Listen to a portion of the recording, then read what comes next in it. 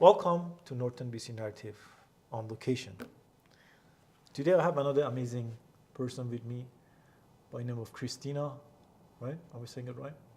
And she's an amazing artist. Christina, what's up? Hey Z, how's it going? Nice to have you on the show. Yeah. How is it? You're so formal there now. Like every time I see you, it's like, hey, how's it going? All casual. And today we're like, hello, we're interviewing. Hello, English accent.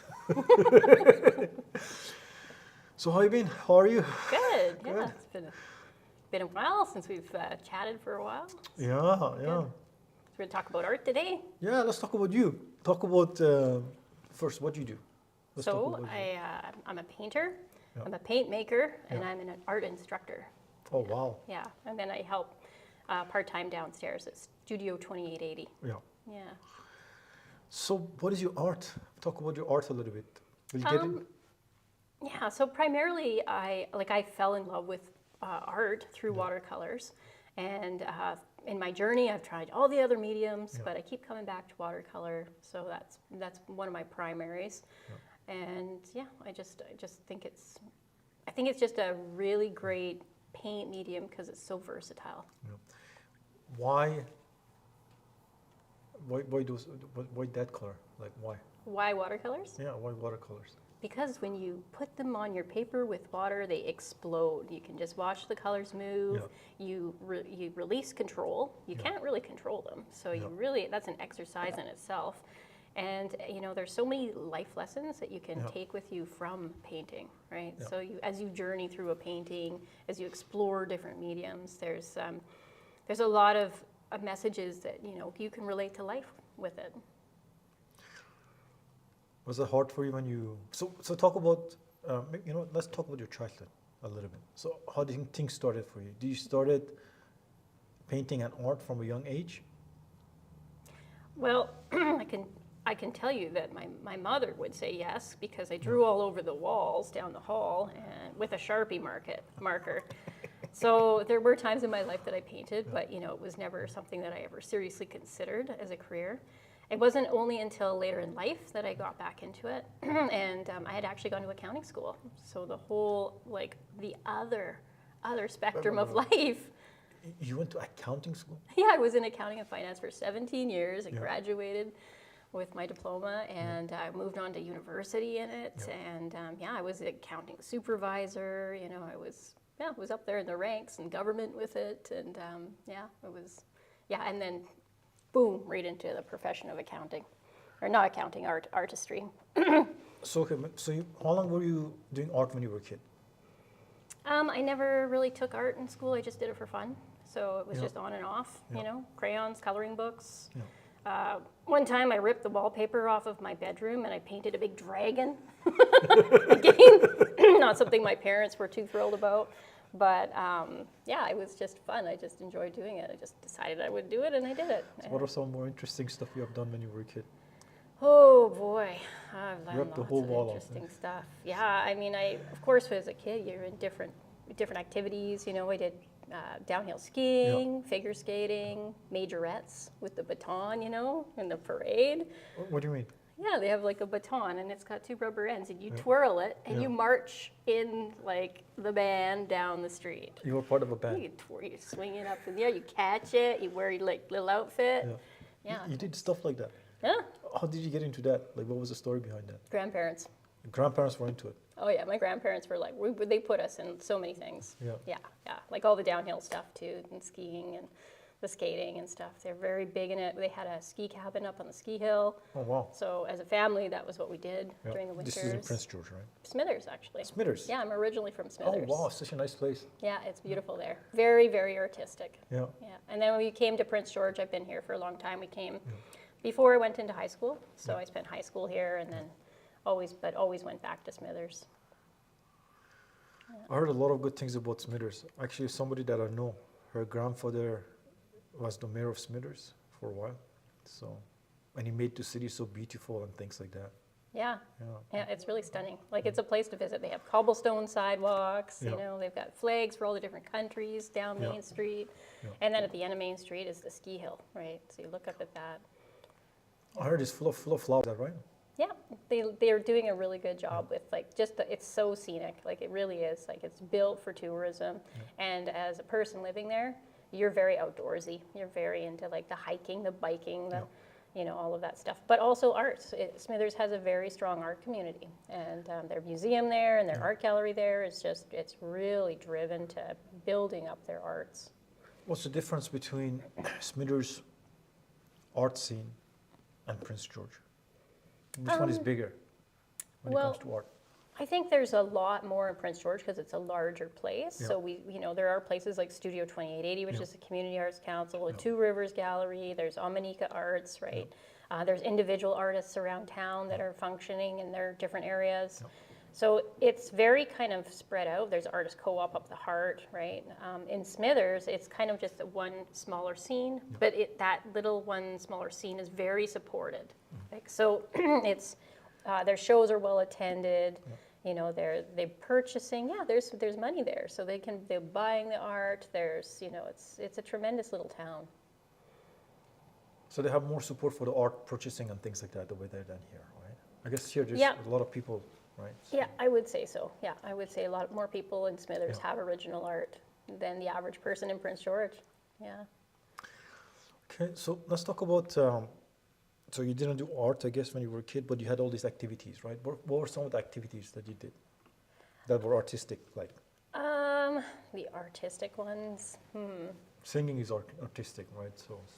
Yeah, I guess I did drawing a lot, but all of that was sort of on my own, and then there would be the kids' camps and stuff like that. There were, we had, during summertime, the kids' camps in the churches, and they did a really good job of like setting up their different kids' art days and stuff like that. So it was, you know, we were going through that. And of course at the gallery too. So the nice thing about those programs is that we would go around town to like the bakery, you know, we'd go to Paul's Bakery and you get like a little show there, and then you go to the art gallery, you get a little show there. So because the community was so small, you just cycled around through it. And the people in the community were very driven to sharing their knowledge, and there were it was like a village, right? So I mean, you had your parents, you had your grandparents, you had the community, because it's a small town. Like I would say, it was a really idealistic place to grow up. Is it still like that over there, or no? Has it changed? I think so. Like when I go there, I still feel quite at home. You know, they still do activities, and there's still a very good, humored community. I don't know if you heard the sidewalk to nowhere. What is that? So along the highway, there is one of the businesses. They had to. They were doing a new permit, and the city told them that they had to put in a sidewalk because that's now the regulations. But there was no other sidewalks built around it. And they were like, why do we have to put a sidewalk in right out front if there's nothing else here? And they said, well, that's where the community's going. And so they decided, okay, well, that's what we have to do to proceed with this construction. So they built this sidewalk that ends nowhere. And now it was like a big thing, and they brought people out to like unveil the sidewalk to nowhere, and it made national news. Like it was on CBC, and they just made a big, huge joke of it. I mean, it kind of is a little bit of an egg in the face to the council and stuff. But the community just had a lot of fun with it, and I think like it's a good perspective to take on things, right? Yeah. So what do you mean the sidewalk doesn't go anywhere? No, it just is a paved sidewalk to nowhere. It's just done section out front of their business. You can look it up online. Sidewalks to nowhere. Sidewalk to nowhere. I have to check that out. Yeah. It sounds interesting. Yeah. So I imagine eventually they'll you know, other things will have to be built, and then the rest of the sidewalk will be completed. But maybe at that point in time, you know, it'll have deteriorated, and who knows, right? Yeah. So I don't know. It was just like the community itself, being a very artistic community, self-driven art that I've made, some exposure to art. But I think I would say that the biggest exposure and the thing that got me right into art was here in Prince George at Studio 2880 in Building 2, because that was where it took off. So that's when things started for you. Yeah. But before that, so what happened? So you went to college, right? To do your why accounting? Why? Because you're so happy and excited all the time. Like, I know a lot of people say that you're so creative. How did you end up in accounting? How did you end up in accounting? So I guess when you're talking to your parents growing up, what should you do? Yeah, right. And so a lot of that. I remember thinking, I think I'll be a nurse. And my dad said to me, do you really want to see blood all day? And I was like, oh, no, right? Like, no. And then I thought, maybe I'll be a psychologist. And then my dad said, do you really want to listen to people's problems all day? And I was like, yeah, no, I don't think so. And so I ended up in accounting because, number one, it's good to have a business background, right? For anything, really. But also, it was a sense of security. So there was like, it was just more like a legitimate job, right? And I did that. I did that for 17 years. I went through, and I was with an airline for 7 years, so I got to travel and do 17 years you did accounting? 17 years I did accounting and finance. Oh my God. Yeah. So what was your first jobs? Well, in accounting, my first job was with Canfor and the college. I worked there in contracts and then multiple contracts there. And then I moved over to NTR, which is an airline in town, and I was with them for 7 years, and I worked my way up to being an accounting supervisor there. The hangar burned down, all kinds of crazy things happened. I had kids, and one of my kids was born 3 months early, so when I had to nurture him, I needed to not go back full time. I had to do part-time work. So it was a really nice kind of, like I had to part ways with them, which was really sad for me because their base was in Smithers. And so it was kind of like my community from Smithers was still with me. And then I went to a engineering firm part-time, and they were really good. And then I thought, geez, I need to get a pension plan, and I need to have benefits more and stuff like this, right? And so then I moved into government, into the regional government, and from there it was still part-time, but it was a constant push, work. It got to a place where I unfortunately didn't have a great boss. Like, she had demons of her own, and you would ask, you ask for a week off, and you would be maybe allowed 4 days off, which really like messed with your plans to take the kids somewhere on the weekends.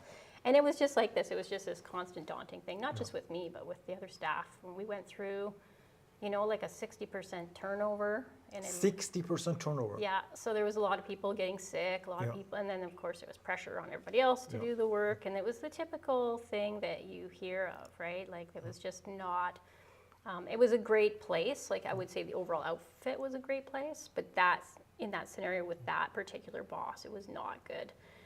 And so, at this point, I had built myself up enough. We had we had our mortgage, but we had paid off everything else. We were in a really good spot financially where I could decide to change. And so I told my husband one day, I was like, maybe I just need to quit my job because I was just a zombie at this point. I was coming home, doing the things that I needed to do, but no life, right? Like no passion. And then it was a sad thing. I was taking care of my kids every day, and that wasn't, like the best that I could do either, right? So, we could see it coming. And so he was just like, yeah, go ahead, quit, do your own thing. And I was just like, okay. And I didn't for a while. I didn't quit for a while. It took me like a couple weeks. I was thinking about it. And then one day I hit the send button on that email, and I was just like, here's my 2 weeks notice. So you had the email, so you wrote the email, but you had it in this almost send box for a while. Yeah, pretty much. How long did you have it into? A couple weeks. Yeah, a couple weeks before I actually finally decided to do it. What were your thoughts when you were writing it? What were my thoughts when I was writing it? Well, it was kind of like I was nice about it. There was a wave of relief. It was a wave of relief for me to actually hit that button. But then also it was that security of ripping out the rug from underneath you, right? So now you got to get moving. You got to start doing things for yourself. So what's funny is I jumped into it. I started up a shop. I brought in art supplies. I imported things. I fired up classes. I'd been part of the art community before. While you were working? Yeah, while I was working. So I'd already done stuff. I'd already been teaching a bit. I'd already, Talk about that a little bit. So how did you balance it? Okay, so let's talk just 1 second about, talk about accounting and what it is and how difficult it is. Like, what does it look like? What is it day to day? Like, how do you feel? Like, talk about some of this stuff. Accounting is actually, like, I would say very relaxed. you're just dealing with numbers all the time, right? Yeah. There's really no emotion when it comes to these numbers Yeah. until you take some bad news to somebody, right? And they're just that's pretty much it. But day to day, you're just you're punching numbers. Yeah. There's no real emotion to it. I mean, there are good things about it as far as, you're doing payroll for people. They like getting paid, right? So, of course, they appreciate that. But, yeah, it's kind of like, it's one of those thankless careers, I would say, right? Yeah. Nobody really likes the accounting people, except when they're getting their paycheck.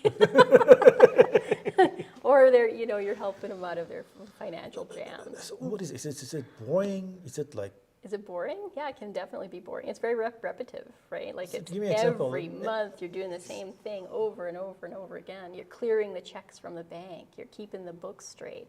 You're reconciling stuff, right? Talk you're about this stuff. I don't know keeping your anything. cash I mean, I flow. know some accounting, but I don't know in the way that you're talking about. So talk about that. All right, so basically the bills come in Okay. and you apply an accounting code to it. So if it's a meal expense, you put it to meal expenses in your books, right? If it's rent, you put it to rent, and you just have all these expenses, and you got to look at your income. And then you got to send out invoices, right? Yeah. To get your income for that. So two of those put together, then you've got what you made, right? Yeah. And that's just an income statement thing. Yeah. That's not even a balance sheet where you have your assets and your liabilities and your equity, right? So yeah, it's and then you have cash flow. Cash flow is primarily the thing that people run into with the most problems in business. Why? Because they just simply don't get they don't really know where they're at necessarily as far as they making these commitments and bills are coming in and their income's not keeping up with it, right? So it's like having $0 in the bank, right? Yeah. I watch it all the time. I see it all the time, particularly with women entrepreneurs. Yeah. And they're borrowing from their spouses, they're borrowing, right, from different places. And they're just not being mindful. They're taking on too much, I think. When you say too much, are we talking about spending too much, or? Yeah, I think so. There's this big thing about going big or going home in the business world, right? Yeah, So it's kind of like, I'm going to get, if I have this really big place that looks amazing, the money's just going to flow in, right? Because it looks like I'm doing good. Yeah. So they take on the overhead of a shop that is too much to manage over time. So there's things like that where, the benefit of accounting really paid off for me, right? I could identify, I never took on too much overhead. I was always sharing overhead. I was making sure that I was still making money for myself. Yeah. I didn't have to ask my husband for money. Yeah. I self-funded a lot of my, my ventures. And then a lot of times I built as I went. So as I made money, I may not have paid myself all the time, but I would invest in the next stock piece for my business. And so the shop grew in that way up until COVID. So How did you start the shop? So I was friends with Melanie Desjardins, who owned the group gallery. And I know her. She's amazing. She's really good. So I walked her gallery had some issues. I think it went underwater a little bit or something like that. Had some water damages and things like that. Got flooded, I think, from what she told me. Yeah, there was some different things that went on, just the part of being in the spot that she was.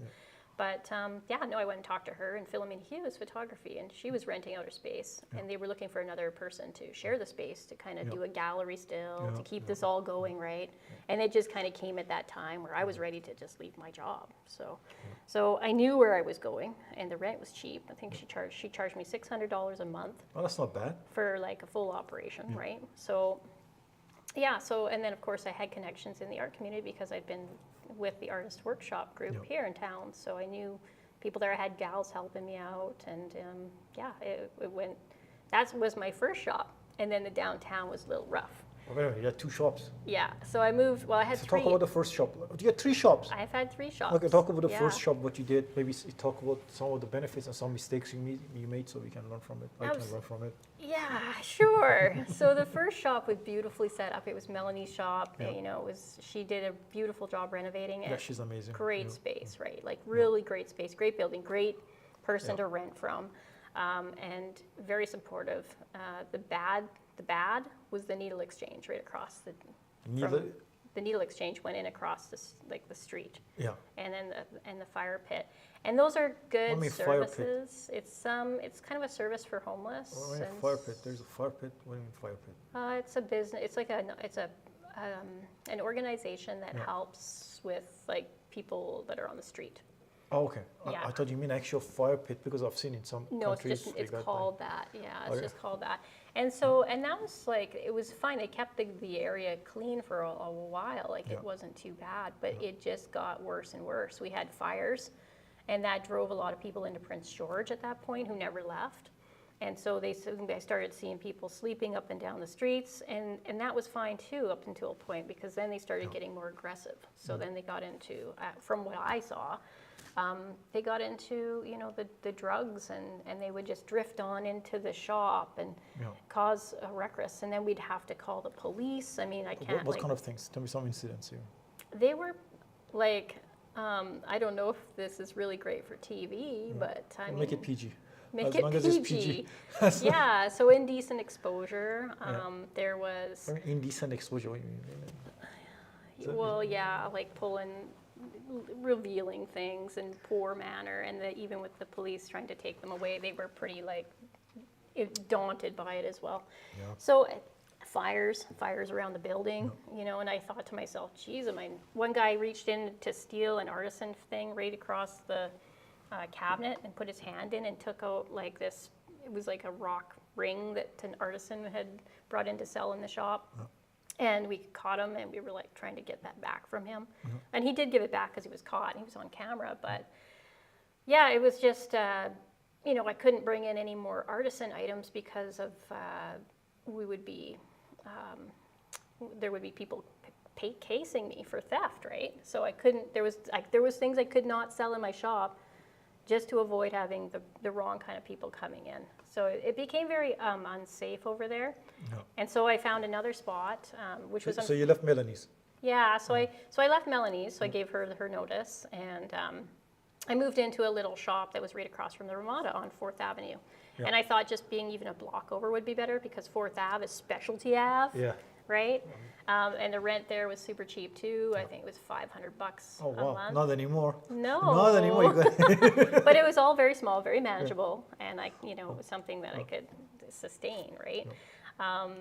And then from there, I just seen the downtown deteriorate more and more and more, and then I looked to get out. And now the thing is, with the downtown, it's so open for different zoning, so anything can almost go into the downtown. But if you want out of the downtown, that's another ball game, because the next shop that I got into was over on Ogilvie, which is over by the college. So what happened to your second shop? So the second shop, I converted into the third shop. I basically moved, but I had to entirely change my name and change how I ran things to move into a different zone of Prince George, right? What did you have to change? So for example, in the light industrial area, you can't just be a retail outfit, right? You have to be like a small school, you have to be light manufacturing, right, to get over there. So what I did is I dropped the whole other shop, renamed it, actually put in a few names, but it came back with the approval as Watts Art Academy. I had like Watts Art Studio, I had like other names, right? But all of a sudden there was a Watts Art Academy, and Was it your third choice or the first choice? I think it was the third choice. First choice. Oh, Yeah, it wow. was the third Sometimes you choice. don't even get the choices, eh? No, It's no. crazy. Like, Yeah, and I did research. I Yeah. thought I was in the clear, but no. So yeah, so anyways, I got the spot on Ogilvie. It was the most I'd ever paid for rent, $1,300. $1,300. Yeah, which is still a screaming deal, right? Yeah, yeah. I mean, after COVID, everything just went ridiculous. How Yeah. big was the space?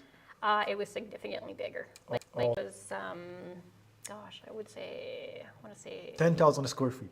no, not like that big. Maybe like 1,200 square feet, but like a big giant bay in the back, and This size almost, right? yeah, maybe about this size in total. And it was good. It was, when I moved there, that's when I realized that location was like everything, right? So I had more people that were coming to shop there. I had, I had expanded my line into other paints, Yeah. right? So talk about your line. Like, we never talked about that. I know that you have a painting line. So talk about that, how you develop it and all that stuff, and then we can go back to the shop. Well, I think that kind of comes out of how I migrated the shop. Yeah. Okay, Next. let's talk about it. Yeah, so continue with the shop story. So yeah, so I had built this paint line. I was teaching more. How and- did you build the paint line? The paint line came out of a response for COVID because Okay. when COVID hit, Yeah. so I'd been going along pretty good in my shop. I even found Kate from Topaz Beads to share the shop with me, which is a beautiful thing to do if you can find somebody to share your shop with you, because then you've got backup and you're cutting your rent again, right? So it's all about making more of a revenue so you can sustain things and cutting your expenses, Yeah. right? Back to accounting. So and then she showed up, and it was really great. I was able to have 2 people working for me, right? So that was nice. And then COVID hit, and we really ended up having to scramble. So scramble with that. So I had to get everything online. So what I had in stock, I got online. I had to identify what I could sell well on Amazon, because I was on Amazon too, and what I could sell well or better on my own website, right? So there was things that Amazon didn't have that I had that people wanted. Yeah. So I sold those for more on Amazon just because it was available. Yeah. And then the other stuff that was more of like my lines, like the standard Daniel Smith lines, I did better on my website. So there was a lot of business thought that went into that. And there was like literally me sitting at my computer 12, 16 hours a day, putting these products online, getting the images for them to put them online, right? Like it was a ton of work. Do you take all the pictures yourself? Not all of them. Sometimes when you have a paint line, you have their stock images to use, and sometimes when you don't, you do have to take your own pictures. Yeah. So luckily, Philomena Hughes Photography, who I knew had been mentoring me along, and I was able to take some good pictures of things. And so, but then we got into that spot where you couldn't get the paint lines in. They had shut down, right? So then you couldn't get stock. You couldn't teach in person, right? So then I migrated to teaching online. I was doing both virtual classes plus online classes, and then I knew how to make my own paints, but I never did it. Like I'd seen Crystal and Tar make her own paints. I knew what was in them because as a person who has a paint store, you get access to a lot more information than the average person. What kind of information? Like Is it basically top your secret? ingredients, and like you get way more involved in this. Wow. Way more. So you could find out about ingredients, Yeah. all those. Yeah. So you're even the brushes, like things that go into brushes and just all that fun stuff. So so I couldn't get my stable paint lines in. So then I was like, guess I'm making my own paint. So there we were, ordering these machinery to show up in my house, and I kid you not, these roller mixers, these things are heavy. This thing was like How big were they? It's not necessarily like there's some equipment that's fairly big, but it's not necessarily like one piece of equipment would take up this entire table, and it has 3 rollers on it, and they're designed what to is a roller? crush. A roller mixer grinder is what it's called. And basically, you put the paint through it with like the binder and the pigment. I can talk about that. I have no idea. Yeah, it goes through it. It basically grinds it and it mixes it up really well, so it doesn't dissipate when it comes out of these things. It's a beast, and it takes 2 people to lift it. 2 people to lift it. It's heavy. How heavy is it? It's very heavy. 100 pounds. Yeah, it's over 100 pounds. And then you have to have a step-up box for your electrical in your house. Yeah. Because it requires more electrical. Yeah, like it's a beast. And I'll tell you, when that freight truck showed up in front of my house, I was like, hey, Kurt. So all the money that I'd made from like selling off all my stuff online at this point went right into making paint. And I ordered a bunch of pigments. I got into one of the things that was really nice was my kids and I would go out hiking, and we would go out to these remote places, and we would find local pigment, so rocks and things like that. Yeah, rocks and things. And so you learn how to identify the ones that are going to give you the best colors. Yeah. And then you put those in the system, and that is a whole other ballgame. So now you're not just mixing up pigments and binders in a roller mixer, you're making those pigments. Yeah. And that's a whole other crushing scenario with water filtration and We'll talk about this stuff. This is very interesting. I have a friend. He's an indigenous tattoo artist, right? And I remember we were doing a documentary together for the last couple of years. We used to go all over Okanagan to the mountains, and like you would go to these crazy places, like you climb, and then he's getting these stones and things, and he's mixing it, but not with a machine. It's all handmade, like you had the thing. Yeah, But that's this a one lot sounds of like work. so interesting. Yeah. So How many of those machines did you get? Let's see here. How many do I have? Well, I have 1, 2, 3, 4 major pieces of equipment. You got 4 of the same machine? No, there's a roller mixer, there's Okay. like a ball grinder, there's Okay, let's talk about each of them. I'm very interested in this pigment. I love mixing colors. Like my whole like. yeah. Okay, so so yeah, all these equipment pieces. So there's this thing called a crusher, and there's a guy in the States that makes them. It's typically built for mining equipment. It's designed to crush ore that has gold in it, Yeah. right? Because it's a hard rock, and so you're putting it through these things. There's all kinds of like little adjustments you have to make so that you get it in, but before the rock gets to the point that you can even put it through that, you have to break it down further, and that requires, basically giant hammers. Yeah. Yeah. How big are these rocks that you have? Like. Well, I don't typically go and get these giant rocks, Yeah. right? Like I know better. Yeah. I'm looking for rocks that are they're already eroding, but they have solid pigments in them, so they're easier to break up, right? Like I see people right now, they go and they find a rock that looks like a really colorful rock, and they pick it up, and I know it's not going to work. It's hard, like it's super rock hard, and then you think it's one color, but it turns out to be gray because there's multiple colors in it. How do you figure that out? Like. Well, typically when you see a rock that's eroding and you touch it, and you get that powder off of it, the orange, the chocolates, a little bit of a red brown. If that's coming off on your finger already, that's a good candidate for paint. Yeah. Then you just take that, and then you look at the rock, and you make sure it's pretty much loaded with that. Yeah. And then if it's looking like it's got other smackles of color in there and other things, no, because that'll just not be a good color.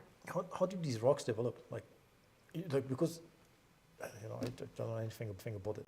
There's different rocks. There's mudstone rocks. There's limestone rocks. There's, we have a lot of, I would say, some granite in Prince George. Yeah. What is interesting about Prince George is that it was this glacier that came through here, right? So we have, if you look in the geology of Prince George, you have bedrock, which is the hard rock you don't want to be grinding. And then you have this slew of a glacier that blew through here and left a whole bunch of stones and rocks, and it started to break down some of these rocks, right? Because it's been moving them along for years and years and years. So I would say for you, or for anybody else that wants to make their own paints, find gravel bed areas. Gravel bed. Why? Yeah. Because of the. Yeah, because that's where all the rocks are, right? Like they're easy, and if you have any kind of recently dug over areas, chances are you're gonna, and it's been through a glacier area, chances are you're gonna find some rocks that have got some pretty good colors in them that are pretty busted up. Yeah. Okay, so you find the rocks, and then talk about your different equipment that you have and what they do each. That's a lot of equipment. I thought you only had one, like 4. Yeah. So once the rocks are, like if they break down pretty easily, what I'll do is I'll hammer them down with giant hammers in between layers of stuff, because you don't need rocks flying everywhere, right? Like that is a problem that I discovered. Oh, what happened? Well, I mean, you can't just break up rocks without them shooting everywhere. Well, what happened to you? Tell me. That's okay. I'll leave that up for your imagination. But my husband, one of his jobs is to babysit some of the things that I do. So anyways, so you break those down into chunks about this big, and then they go into the crusher, and the crusher has 2 slides to it, and you crank it, and man, you will get tennis elbow, or you can use a drill. All right, crank it. It's not electric, or? No, it's like you can crank it, like you have a bar that cranks around. Now you can get an attachment for a drill, but I've never been really successful with that either, because it gets stuck at times, And then your hands can break. and then you will go over, right? It's quite it's fun. But anyways, once it comes out of that crusher, it's pretty fine. Like it looks like, geez, I can just make paint out of this. But no, you can't. Why? Because if you try to make paint at that point with it, it is like sandpaper. It's not refined enough. It's not powdered. Yeah, it's not refined enough. So at that point, you have to put it through some water filtration. Why water filtration? So you put it in a vat of water, and you mix it up, and then whatever. Is that another machine? No, it's just a tub of water with this stuff, right? You mix this powder up, and you do have some refined bits to it, right? So you can just put a little bit of water in. You put in some porcelain balls, and then you want to put it in a tumbler. And what happens is it crushes it further. So then you're getting the ball mixer going, right? Yeah. So that will crush them up so they're refined. And then from there, you take them to your sink, and you pour it through a coffee filter. Like I would say a coffee filter or another refined filter. Yeah. And what makes it out of that with some more water is the refined powders. And then you have to let it sit. And then as it sits, the water separates from the pigment, and then you have to use like a turkey baster to suck the water off the top, right, as it gets clear. What's a turkey base? It's like a little eye drop sucker thing. You suck the water off of it. Okay. I thought you said turkey base. I thought you were talking about turkey broth. I'm like, oh wow. Oh no, no. It's something I. So I gotta have a little suction to it, Yep. and then you pull that off, and then you let that dry. And once it dries, that whole layer starts crackling. Yeah. And then you have to put it through the mortar. So you've got a mortar, breaks it up, right? Is that a hand one? Or That's is a it hand one, yeah. Yeah, Wow, that's that's a a hand lot one. of work. Yeah, and then from there you have the pigment. So how long does the whole thing take? A long time. You mean- That's why a lot of people don't bother. Is it 80 hours at least, or? Yeah, you have to really love it, and you have to do a lot at a time to make it worth it. And that's why the local pigments are super expensive when I sell them. Yeah. That's a lot of work. This is so interesting. Like I forgot what I was going to ask you. You're amazed I have at so the many questions. process. It's amazing. It's a lot of work.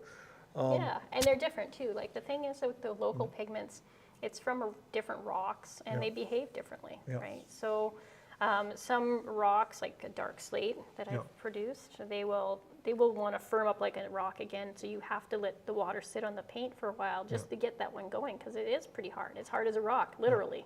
And then you gotta like move it again, right?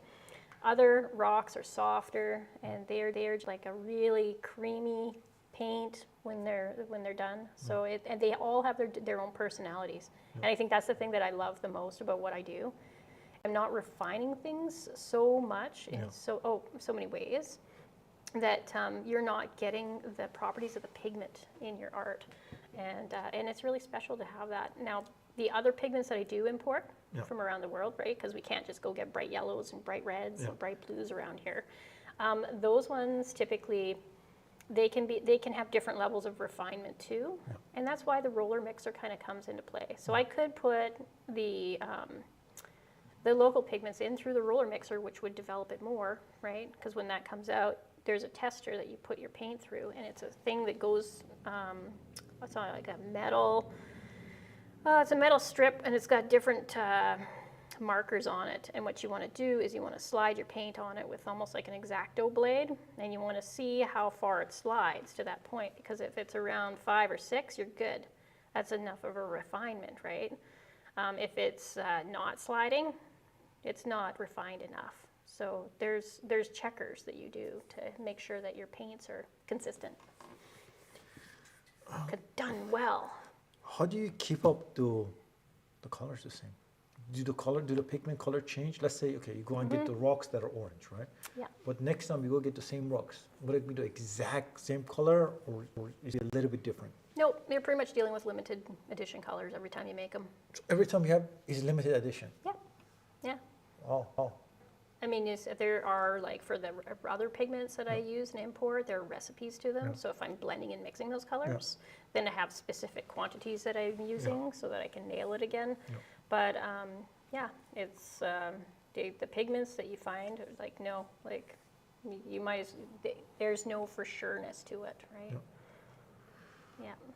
And they're made from rock, so you know they're going to last a long time. So that's the other thing, because there are other pigments that you could be Okay, using. talk about that a little bit. I was just Do going you to like ask how I lead into these things? Yeah, I love Because you guess make what? it easy for me. Guess what? I don't have to dig.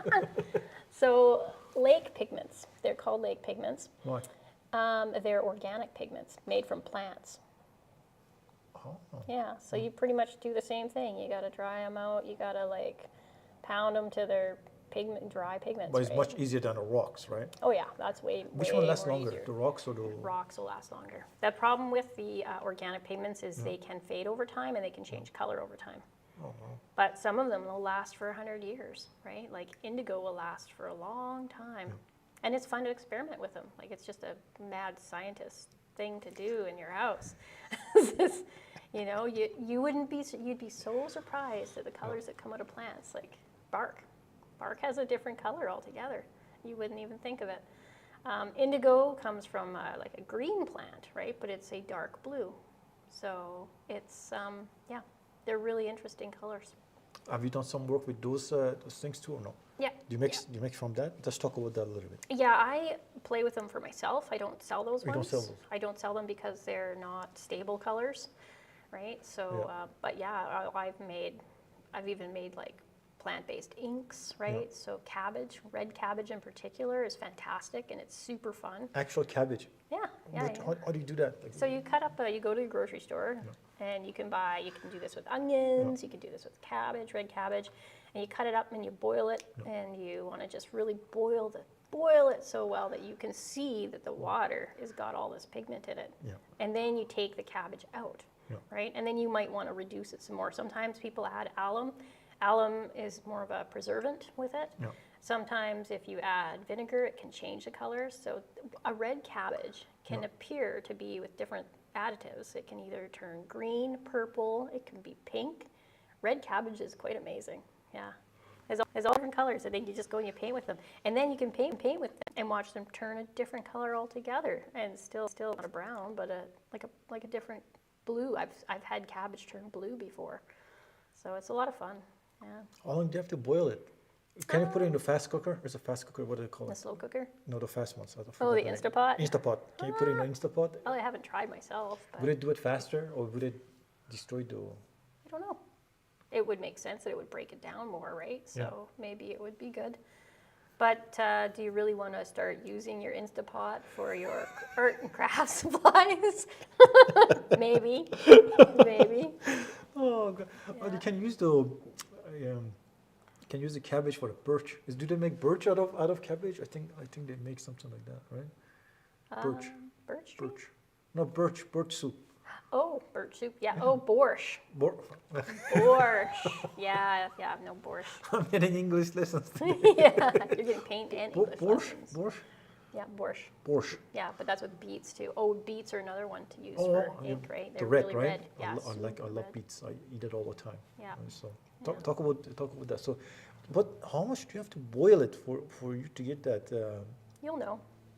Yeah, you want them. So with boiling, and it's the same with wine, you can boil wine down and paint with it. Yeah, I did that. I painted pictures of myself smiling with wine. With wine? Yeah, it was a good time. It was a good time. You're like a scientist for pigment, right? Well, yeah, I think I just really like to experiment. So wine and any of the vegetables or fruits you might want to boil down, even like orange skin, right? You will boil it until you see color in the water. And then you will see that you just want to keep boiling it till you have enough color. The problem that you can run into is reducing it so much that it becomes syrupy. Yeah. Because then it's sticky, right? So you cannot use that. Yeah. So with wine, you want to boil it down to just before it gets too thick to paint with. Because right out of the gate, if you just take a brush and stick in the darkest color wine you can find, it's not going to be that dark. You got to reduce it until it's, probably twice as thick at least as it was.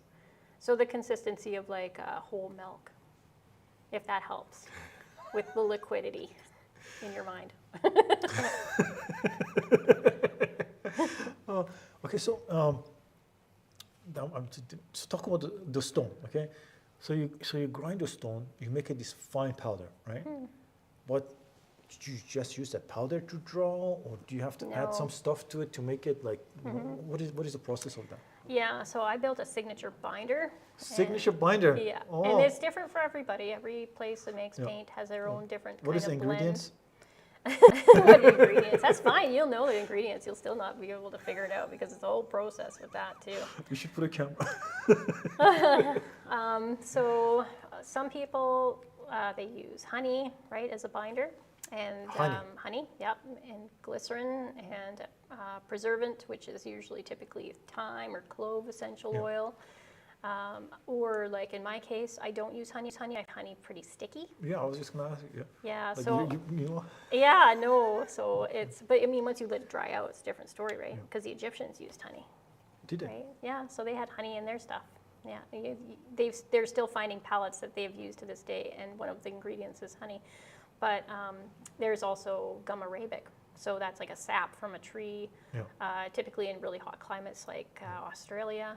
And you get that, you get it in clumps, you can get it in powder form. You got to like boil it up with a certain amount of water, and then you got to add your other things in there. Like glycerin is something that people add to their binders because it helps the paint flow. There's also synthetic or regular ox gall. So ox gall is something that helps your pigments flow better on the paper too, right? So both of these things do that. So it's the right blend of all of those things for your binder. Yeah, so that is a concoction, and you make that as well on your stove, typically with a little heat or a convection oven. You turned the whole house into a... Yeah, one time my husband came home and found me with some caustics on our glass stove cooktop. I felt like I got caught. But I had all these tins, and I was playing with like wax, because you can put the pigment in wax and make crayons. Yeah, it was a little out of hand. It was out of control. What did he say? Was he excited? No, he was trying to keep me confined to certain places in the house and that weren't the kitchen. So, yeah, he was like, "You not." And I was like, "Okay, fair enough. You know, it's just going to be a disaster." Oh my God, that is amazing. Yeah. What are some of the what are the properties of some of these? I guess binders. Is it binders? Binders? No. What is this? You talk about to make the paint be able to use. What is it called? You said honey and things. Oh like yeah, the additives. So for the purpose of the binders, it's glue, right? The whole thing is like glue. It helps your paints flow, move, sometimes granulate. So it depends on what kind of look you want. Granulate means that when you paint with watercolors, there's little specks left. Right, and I love granular paints because it's such a cheat for trying to paint things like rocks, for example, which I find irony in. You're painting rocks with rocks, and then you get the little flecks in there because you've used a granular medium in it, and it paints it for you. Like, it's essentially cheating how to paint. Like, it's amazing. But a binder is a glue that you need for your pigment, and it can be the same with for acrylic, for example, because acrylic paint has pigment. And almost like most people will think of this, it's like a polymer base. But if you think of Elmer's glue, right? Elmer's glue plus pigments could make a paint. It's not going to be a very nice paint because that's sticky, right? There's other things in it. But it's the same. There's a polymer acrylic emulsion base that you would put with pigment to make an acrylic. And oil is different. Like if I wanted to swap out and do oils, then I would just use linseed oil and pigments, right? Do you make both of these paints oil acrylic base, or what do you do? Like I have, but there's issues with us for shipping up here. So, so when I make, because when paints freeze and shipping, because we're in the northern climates, right? Like even as a shop, bringing paints into my shop, if an acrylic batch froze on the way here, it was no good. It would clog up. So you have to really be aware of that, and that's an issue for us in the north. For watercolors, I'm able to cure them, right? Because that's another problem. That's another thing that I have to do is I make these paints and they're in these like paint forms, but then I have to cure it, so it's hard. So that way I can ship all over the world. And so in that manner, I've been able to send out paints without going bad, right? Because the other thing too is paint can go moldy. So acrylic paint can go moldy, even oil paints can go moldy. You'll find it around the rim, typically, of your tubes. So yeah, and watercolor paints go moldy. Yeah. So if you cure them in a curing station. Talk about curing a little bit. It's like basically a dehydrator on steroids, and it sets a certain temperature and it cooks your paints. So it cooks them dry. And then you can revive it again, right? And then you fill up your paints a few times, and then you revive them. How do you revive them? You just add water.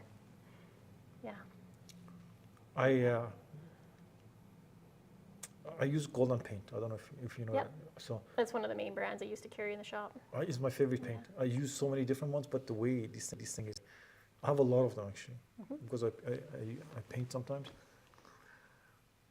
I have to go checking for mold. Yeah, well, Golden. The golden, they're great paint because they're so pigment loaded. Yeah. Right? I know, I love it. So- Like, it's like, the first time when I got it, my eyes was like, Yeah, like it's such a difference. Like you go to the dollar store, you get chalky paint, right? Oh, You get to better brands, and you actually get a lot longer out of it. Like I remember totally screwing up when I first started painting. Yeah. Got a big tube of like this bad subpar paint, right? And I tried to do a big canvas, and that tube of paint did not go very far at all. you have to go over it like 10 times. Yeah, right? and I was just like, I ended up buying more of that paint, and more of that paint, more of that paint, when I could have just bought one tube Yeah. of golden Yeah. and like spread it a little bit with a little bit of a, extending medium, right? Could have taken care of it and with less work. So, I mean, really, I'm a huge proponent for professional grade paint. Like, there's a reason why it costs more. What's your favorite brand? Oh, well, I personally like my own brand because it's, my butterfly forest paints are very like built because of what I like. Yeah. But as far as acrylic goes, I would say golden is my favorite. Good. Yeah. For oils, Rembrandt's pretty good. Yeah. Yeah, I mean, golden was something, I tell you. Like, because I use metallic colors. And like, it was always like, I use these things from other places, like, and I put it, right? And it keeps showing under the canvas, right? I was like, man, something you gotta give. So golden was very expensive. I don't know, they're still too expensive, right? Oh, yeah. Yeah. So I was like, you know what, let me try this golden thing. And the first time when I painted, it was just like, I couldn't believe my eyes. Like, I put one with a brush, and it's perfect. I cannot see through the canvas. And I was Yeah. like, oh my God, what Yeah. have I done all these times, right? And then you can't go back after I using can't go it. back. I've been using golden only. Like, Yeah. like, what I'm gonna do, right? Because it works, right? I mean, it's more expensive, but it works, right? And now they got like an open end like things Yeah, too. it's open acrylics. Yeah, it's crazy. I so never heard that before. So people that like using Oil, oils yeah. now will use the acrylics. Yeah. Yeah, and it keeps it open for a few days so you can keep blending. Talk about let's talk about paint pigmentation, some of the things that you can use, because there's so much things you can do with a paint, and there's so many other mediums that comes with it. Talk about that a little bit, right? There's so many mediums out there, yeah. So people are using epoxy to paint with. They're Epoxy. tinting it. Yeah. So epoxy is like when it sets up, it's like glass, right? It looks like glass. That's a different medium. There's there's different kinds of watercolor crayons these days. There's different kinds of pencils, right, and that are smooth and soft. There's just so many mediums in art. Like, there's so many mediums in the art world. There's brusho, which is like a powder that splits on, and then you spray, and it just explodes on your And paper. spray, right? Yeah, just with water, just water. Yeah. So it's just there's just it's almost impossible to work your way through and get good at every kind of art supply that's out there in the world today. And they're so fun. Like, it's a world unto itself. Yeah. So if you like, enjoying an evening where you're relaxing, or maybe you just want to take your mind off of things, you're going to do art, because that's going to take your brain off of everything, and you're just going to be observing what you're doing. Art just gives you so much, right? The power of observation is huge. Yeah. I think art is one of the most important medium in our society, but somehow it got reversed, right? Because, like, if you think, we are visual creatures, right? Yeah. Even if you go look at all the ancient buildings, everything is art.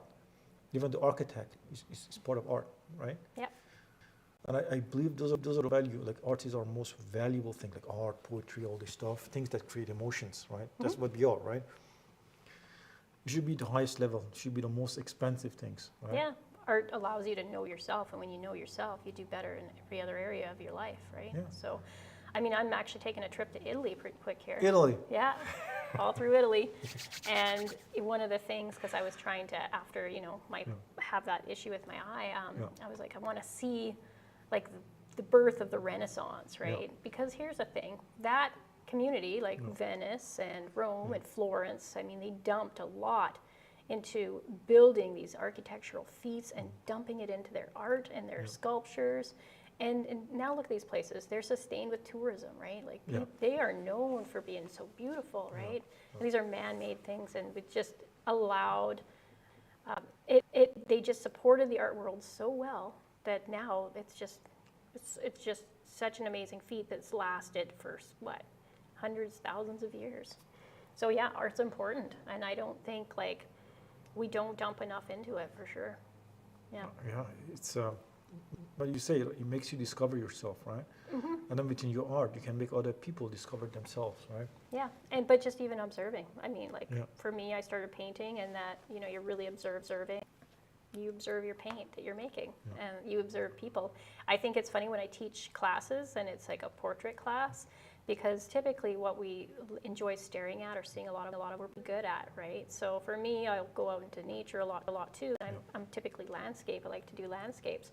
That's something I stare at. We don't go around town staring at people because it's not socially acceptable, right? But I can tell you from teaching people, like photographers in my class that take portraits, they're actually better at painting portraits because they've been able to stare at people, right? So, and you see different things when you're looking at people too. So, yeah, it's interesting. It's the power of observation, and it's I don't know. It's just fun. It's just a good thing to do. Like art, it changes things for you. How has art changed your life? Well, I mean, I used to be in accounting, so I would say drastically changed my life. I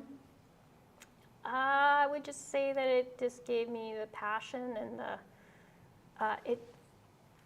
to feel alive. Yeah, I would say to feel alive. Yeah, and to explore, like just the problem solving and everything that it gave me. Yeah, that zest for life just makes you a happier person. How did you meet your husband? I'm very interested in that right now. How did you meet your husband? So we worked together before we even went to college. He's an accountant also? No, he's in engineering. Oh, wow. Yeah, so we worked together at Boston Pizza. I was a server and he was a cook. Oh, wow. Yeah. Yeah, that's how we got together. And then we just kind of stayed together. We went through school. We were living separately at one point just because he was off in Kitimat with an engineering firm. And then he came back and then he asked me to marry him. It was like 8 years we were together. And then we got married. And then we just celebrated our, 19th anniversary. Yeah, it's up there. Oh, wow. I've been with him for more than half my life. You're in love, right? Yes, yeah. Good. That's, it's very rare, to hear stories like that, right? So. Yeah, absolutely. Yeah, I think it's interesting. I think with relationships, it's like we're different people in a lot of respects, but I think it's what makes us different and how we appreciate that now. Whereas there was a point in our life where I was just like, well, we're not both the same, so I don't know if this is going to work, right? Yeah. But once you realize that that difference is actually a strength, then and you have that appreciation for each other, and you just really sort of support each other through everything. That's glue that binds. Any kind of traumatic event you go through, if you stick it through that, that's another layer of strength that adds to your love. Oh, wow. Yeah. So do you force him to paint? Do I force him to paint? No. Does he paint at all? He paints the walls. No. I think at one point he did want to try, but then he just never bothered. And so I think it's more of like the builder, the gardening. He really likes what he does. So did your art transfer to any of your kids? You have 2 kids, right? Yeah, so not in the same ways. One of my sons is very musical. Oh, wow, so musical. Yeah, he picks up like lots of different instruments, and he's able to play them like pretty quickly when he got them. The other son's more mathematical. He can solve a Rubik's Cube in a minute. Like he's very that way, and sporty. He's more sporty. Yeah. Oh. So what does son play? Does he have a band or anything like that? Yeah, he's in a school band. Oh, wow. Yeah, so he does a lot of stuff with them. They're very low-key kids. They're very relaxed, very homebody-ish kids. I think most teenagers are these days, which, for us growing up, it was like, let's get out of our parents' house. It was crazy for us growing up. It was like a war zone, wasn't it? Like, we were like, no thanks. But he did everything to run over the out. Yeah, but kids these days are like, yeah, this is pretty good, right? Like, got my Wi-Fi. What else do I need? So, Oh my God. Yeah. Oh. Families are good. I don't know. It's another thing that, you know, when you have kids, you're like, oh, you got to be responsible. Yeah. It changes you. It's What kind of a change do you change for you? well, as soon as you have them, you just feel like this immense love, Yeah. right? They're just so little, and you got to protect them, right? They're so adorable, and then you're always just really wanting the best for them, right? And then when you got to like discipline them because they've done something, so you're like, oh, you But know. it's important. If you don't Yeah. discipline, then it's horrible, right? Yeah, and taking away their Xbox is like the worst thing that you can do. The Xbox. Yeah, it's amazing. Yeah, it's just great. But you know what? I would have to say my kids are really good. They're really well rounded, and typically they don't get into trouble. So, yeah, knock on wood. The oldest, he's got like hair down to here. He refuses to cut it. Yeah. Are you serious? Yeah. Oh. He's like, but it's his thing. It's his. That's a musician, right? Yeah. That Yeah, comes yeah. with the territory, right? Yeah. Oh.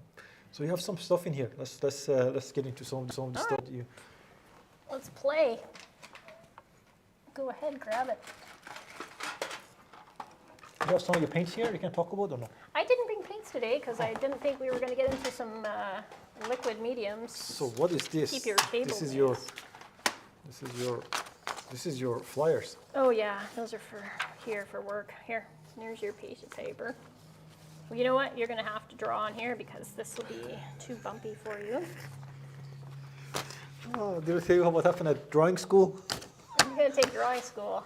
No, because I went and took film at the university, right? Okay. And then they put me in these drawing schools, drawing classes forcefully, and I absolutely hated every moment of the drawing classes, right? Because I don't do the art panels. I hire somebody to do art panels, right? I do the basic and I pass it down. So my argument was, why do I have to draw? My job is to direct the films and things like that, right? So it was very interesting to experience. I was failing the drawing class. I bet. Oh my God, it was crazy. So anyway, the teacher, like, he was so serious about drawing. He worked something else that every week I had to go to his office and get trained extra, while he knew that I'm gonna be a director, right? It was just like I had to just go with the flow. I think like the worst thing that can happen in a class is that they don't like the class. They don't have fun. It was so boring. I mean, it's good. Some people, they love drawing, right? Here, I'll just use this side. Let's just, what we can do. Yeah, that's good. It's so big we can share it. Yeah. That's So crazy. I don't know. When I teach it, the biggest thing is that people have fun and they explore the medium, and more often than not, they walk away with something that they like. Yeah. But, When it becomes too structured, that's when the fun goes away, right? Those Yeah. classes, they were so structured. Like you would like go crazy with the lines, right? Push it down, then you would come and. And sometimes I find that people are forced to learn what that person is doing, and that they don't develop their own style, and it just eliminates it, right? Like, I would prefer to show a person how to use the medium and how to, like, a few approaches for trees and stuff, and then, watch how they're functioning, because sometimes it's just a matter of them needing a larger brush, a smaller brush. Yeah. They're just, but yeah, when people beat the art out of you, it's not the best. So what do you want to show? You want to do What do you want to landscape? do? I'm just gonna follow you. Okay. I'm gonna follow your lead. We're going to see if you can, I think because I've seen some of your art before, you're very circular and meditative with your It's art. geometric, yeah. Geometric. Yes, it's crazy. So maybe what we'll do is we'll stick to something circular, we can do whatever you but want. organic. I can follow you, don't worry. Okay, Whatever so you let's want. go for like. As long as you're not gonna draw Picasso in here, it's not gonna Well, I happen. mean, if we only had a half hour, that would definitely be what I would be doing. So if I'm going to do this like a little squiggly circular shape, we'll start off with a flower. And so what I'm doing is I'm just going to, here, I'll pick it up. It looks like nothing right now, right? But it'll look like something. So just go ahead, and then I'm going to keep adding petals to this in a circular shape. And I'm going to keep adding these little bigger and a little bigger and a little bigger. This is gonna be a horror. No, it'll be fine. You'll be good. So like this, right? Yep, there's wiggly shapes all the way around. You got something like that.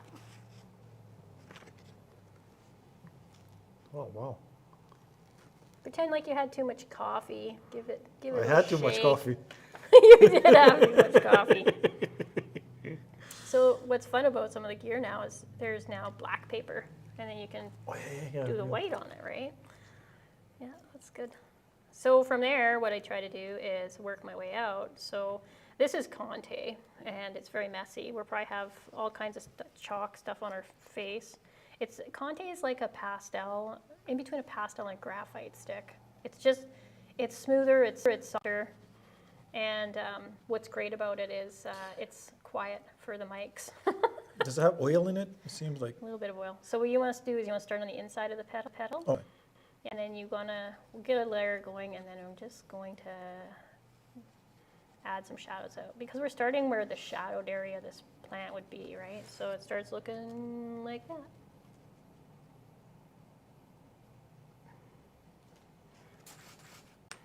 You're doing great. That's what he used to say. You're doing great, and then I get an email. I find you. This is always the exact quote. I find it hard to pass you for this class. And it was from England, right? It was so serious about this drawing. I was like, buddy. Here, I'll give you a smudge. Oh my God! What's this? I cannot say it. This is they're like a paper stump for tortilla. Remember these? Right? See, I used all these long time ago. So you want to keep your smudging in the direction of your pedal. Yeah. Right. So you're going to go outwards.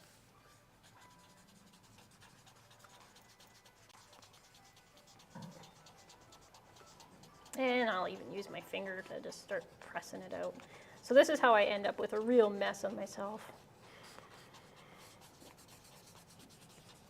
Oh, so you're going more than.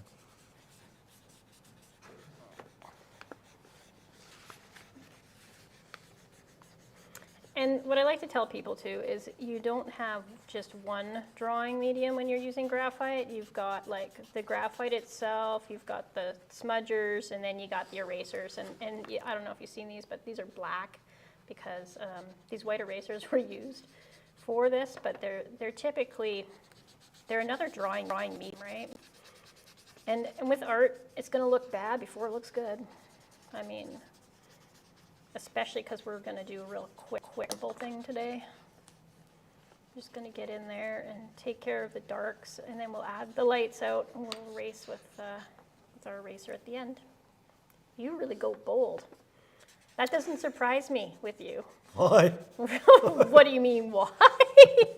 You've been boldly filming and doing your shows and getting out there. To see you go dark right out of the gate, like that does not surprise me. Is that a good thing or bad thing, doctor? As I just looked into your soul right now through that one pedal that you just drew over there. Oh. Hey, I have a better business idea for you. Oh yeah, I'm going into psychology now. Yeah. I will look into your soul when you draw a pedal. Yeah. So you're not supposed to go dark right away, right? Well, is that what you're trying to it do? doesn't matter. You can go dark. We'll add the light back into your life in a minute here.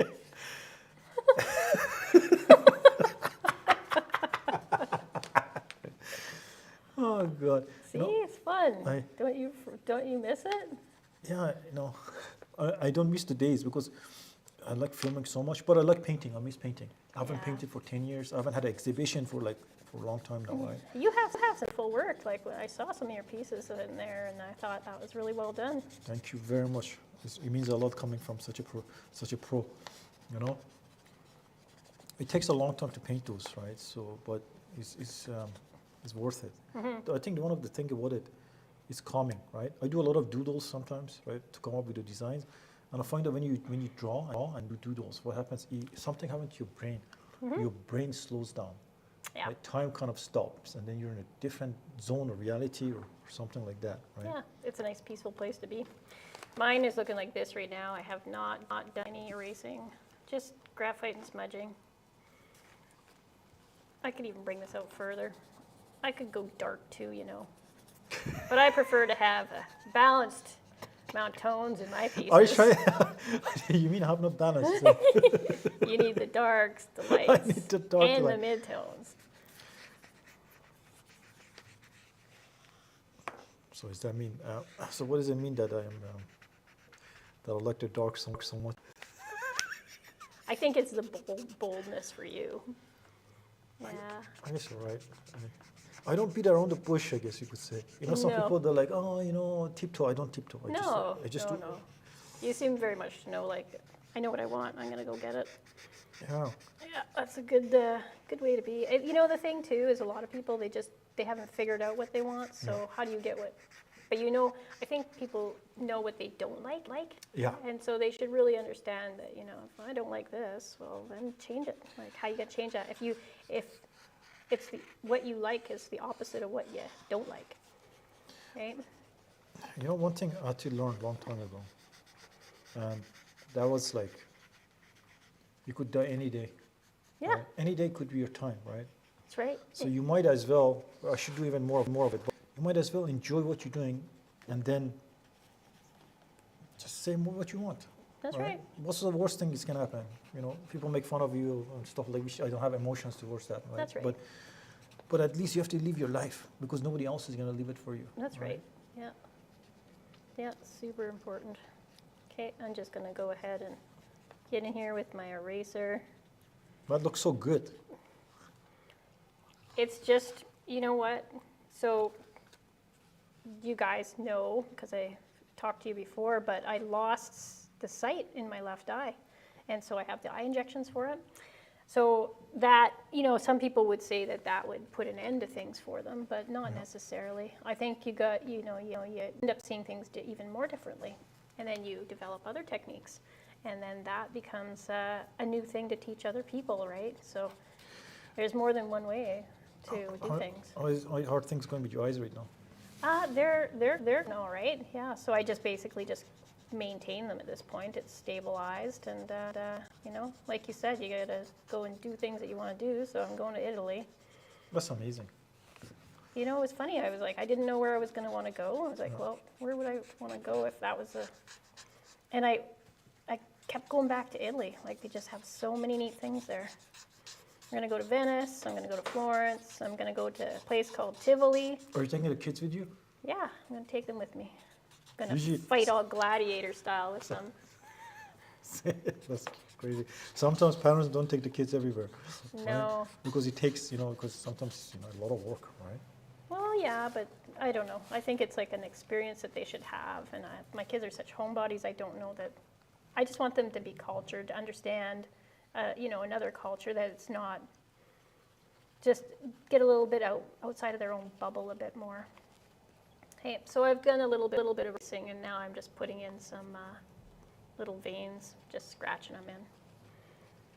So you know what people should really try doing when they're painting is time themselves, give themselves a half hour, see how far they get. That's actually how I managed to get better, because I had to go to art battle, and you only got 20 minutes actually. And so I would put the little timer on for 20 minutes to see how far I could get, and man, that really expands, you know, things you're going to do. So I was using a toilet brush to put city lights in. It was a new toilet brush. Toilet brush. Actual toilet brush. Well, yeah, because it's pretty much a brush, right? So what were you using toilet brush for? I rolled it in my white acrylic paint. Okay. So I had painted my city scene down, right? Slapped it in. Is that on the canvas or is that on the wall? Canvas. How big was the canvas? It was about 18 by 24. 18 by 24. That was a big piece. That's a big piece, yeah. Yeah, so you got to get the job done fast. Yeah. So I bought a brand new toilet brush. Okay. And I rolled it in acrylic white paint. Is that a real story you're telling me? It's true. And there are hundreds of people that voted for me that can tell you that it's true. And so I rolled it across my canvas, and it just did all the city lights really quick, right? It wasn't just a gimmick for art battle. It worked so good. I need to see that. Oh, there goes my purse. I'm stealing yours now. So wait a minute. Okay, so you took the toilet brush. Yeah, you toilet Javex brush. the toilet brush from the bathroom. No, I bought a new toilet brush. Okay. How did I figure out that I should use a toilet brush? Well, I Yeah. was just doing the typical thing I was doing at home, cleaning the toilet, and I realized that I was using a brush, and that this could potentially be used for art. So I went to the dollar store and I got myself a new one, and then I used it. Unconventional tools from the kitchen or bathroom. They're the best. Does your husband clean? Does he clean? Yeah, sometimes. Do you clean? Yeah. There you go. Well, I've been alone most of my life, so I know how to cook, I know how to clean, I know international food. Yeah. I just don't like washing dishes, my least favorite, Oh yeah. but it's got to be done. Yeah. So I started buying, what is it, recycled dishes and stuff like that. No. Yeah. No. Yeah, once in a while I use them, once in a while. When I'm like really, really like busy. Oh, I'm like, I yeah. don't have time to wash it, I gotta do this, right? Then I Yeah. have them. It's not the funnest, that's for sure. It's horrible, it's not good for you at all. It's bad for your No. body. Very bad for you. On occasion, though, it's actually nice to like. It depends on your view, but I mean, for me, I don't mind doing dishes by hand on occasion. No, I do it always with a hand. What, do you have a dishwasher? What? You don't have a dishwasher? No, I don't like to That's use why dishwasher. you hate it. That's why you No, hate because I it. like to experience. What? Because you know, in some culture, things it's like almost like a meditation. Of Yeah, yeah. It's letting go, right? I would agree with that. So yeah. what I like to do, I like to wash the. But sometimes you don't have time. Yeah, sometimes I don't. So there's no washing at all. So when you wash the dishes, sometimes it's almost like a psychological effect of you letting go of stuff, right? Yeah, And that would be true. I could see how that's true. Okay, now you're gonna finish off your last pedal, and I'm gonna give you a racer. you want to hear something funny? When I was a kid, where I'm from, you have art exams, okay? Really? Yeah, You can pass or fail art? you can pass or fail art, okay? Well, that's I terrible. failed How did you fail art? because I couldn't draw anything. What? So what happens? My mom and I, well, my mom actually, she came up with this genius plan, right? I think grade, I think what like very young age, right? Not those bigger grades. We don't take art there if you want to, right? So what was the thing? She took her hours and hours to teach me how to draw a house. Like a square, triangle, couple of squares, and all that. Yeah. For 5 years. What? For 5 years. That's what I did in my exam, my final exam for. I did that for Did it 5 work? It Yeah. worked? It worked. Okay, well, there you go. She wasn't wrong. So tell me then, so where did you go to school? When I was a kid in my country. you know, Right. because they have arts, right? And they make that a big part of your It's curriculum? huge. Art there is huge. In my culture, if your art is not deep, nobody wants to talk to you. If your art is not giving a narrative, Yeah, right? the story. yeah, it has to be story, right? And, Yeah. You know, We lose that here. yeah, I know. We're very concealed with our emotions, and we don't just, Yeah. put a big story visual for people to look into our souls here. I know. The art is meant to open you up and give you a different perceptions, right? Now they do all these crazy things, they call it art here. Over there, they won't even look at you. They won't even take you seriously, right? So everything is like that. The music, everything has to be deep. If it's not deep, if it's not opening up people's eyes and hearts and things like that, not creating emotions, they don't want it, like basically, right? So, Right. but things has changed now, right? I don't What know. it was You like think that? it's Okay. coming along? Oh, this is amazing. It's coming.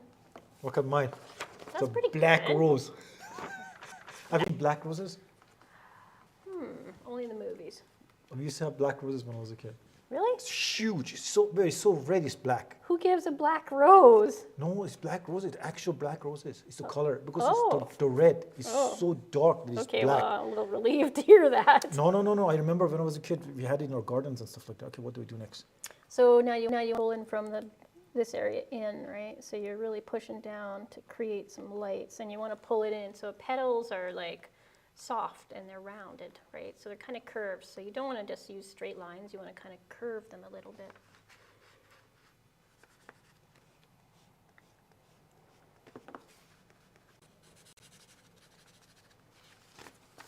And then just pull out some of that darkness.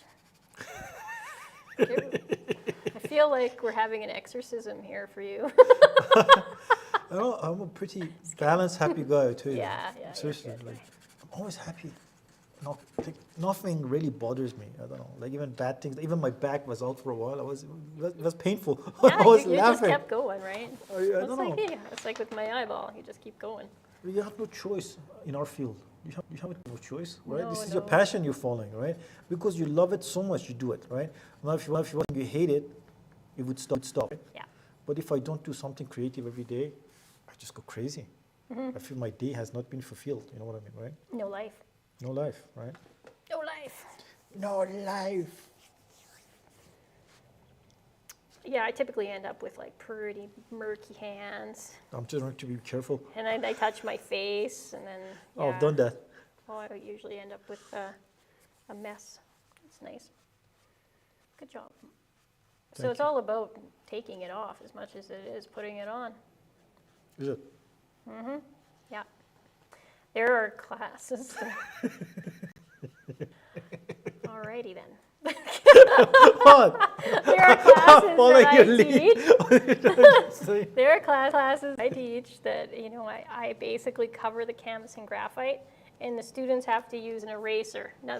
Nothing more than an eraser Or say, to paint a and landscape. there's those pencil erasers. You know what I'm talking about, right? Yeah, 'Cause yeah. I used to have some of those too. Yeah, like so this one so here. what do we do now? So I drag more. Oh, look at you. Pencil eraser. I used to have. I think I have all this stuff still, but it's in that big box of the golden paint that has been not doing anything for many Yeah, years. so then you just pull in, right? So you want to pull in. And you don't have to blend them all in. They can leave some of the lights in for you, right? So there you go. See, look, your little petal's done. Ta-da! Let's build them up. Let's see where they're at now.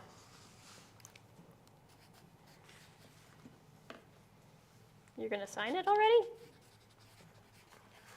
And keep going. Today's 11th. Today is the 11th, 11th. I think. That's true. There you go. Keep this on your wall. I will. Like with that one. But look, you did a good job. I mean, we can still go if you want. I See? think it's okay now. Okay, so before we finish, where can people find you? Where can people buy your paints? And do you have any advice for people who want to be artists? So you can find the teaching portion of my life at wattsartacademy.ca. I'm also teaching at Studio 2880. So those two websites. My paints are on butterflyforestpaints.ca. And there's actually paints also here at Studio 20 in the gift shop.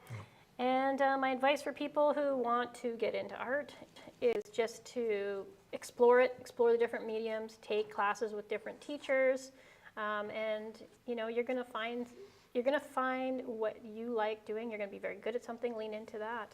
Yeah, and enjoy it. Have fun. That's the biggest thing. Anything else you want to say before we finish?